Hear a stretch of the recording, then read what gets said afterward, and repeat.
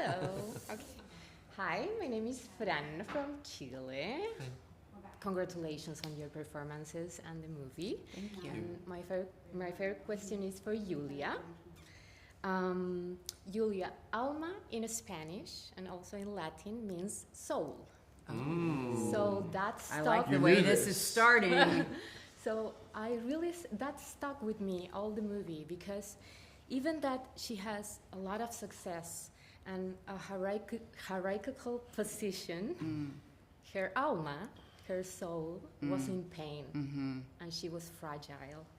So I would love to know, how do you work that contradiction in her, and how do you explore her from her own truth? Wow. First of all, beautifully asked question. That was really touching. Thank you.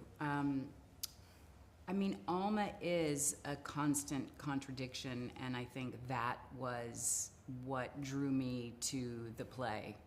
Is, you know, she has this very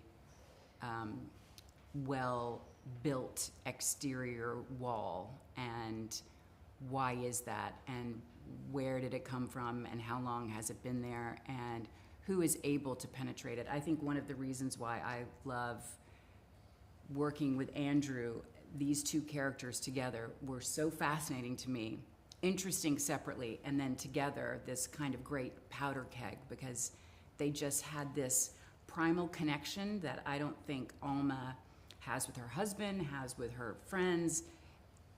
It's just, he's the person that sort of has chipped out the most bricks to see through to the real person. And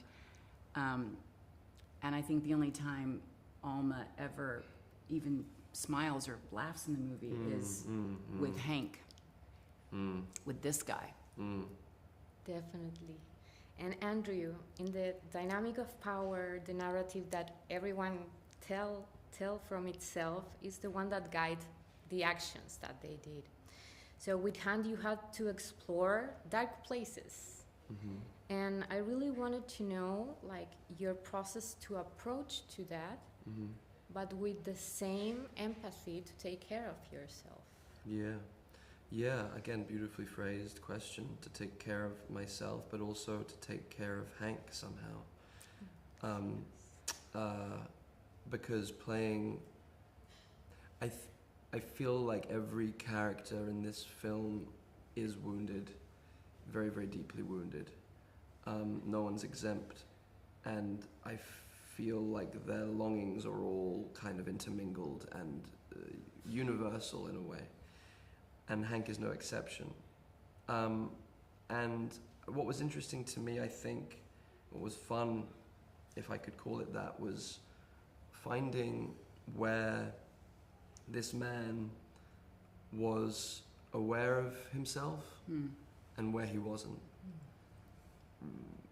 I think he feels like a guy that imagines himself being very aware of himself.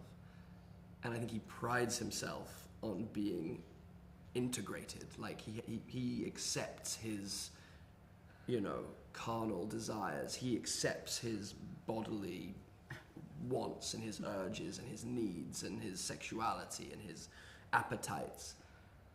And I think he's certain of